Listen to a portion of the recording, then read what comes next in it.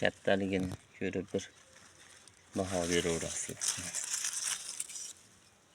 Bugun kunga 3-oktyabr. Shaxlat mana sob yotibdi. Erta bahorda ekilgan.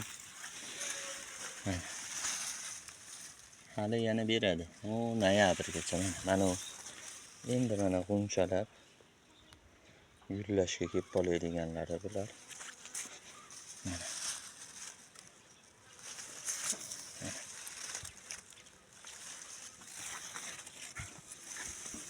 Mana hosilga bir baho beraverasizlar. Mana shu eksotiklik yerga ekilgan kapa eksotik ham chiqmaydi. 1.8 600 tagacha tekishgan.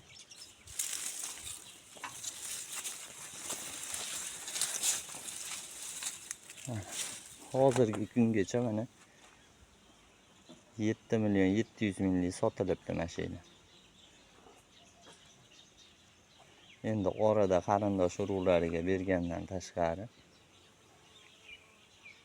yana hisobda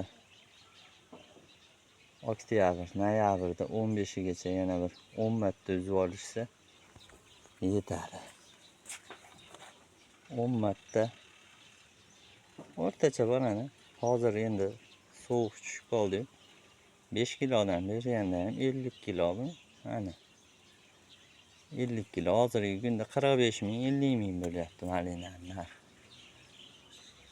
10 milliondan o'tar ekanda shu 2 sotigini.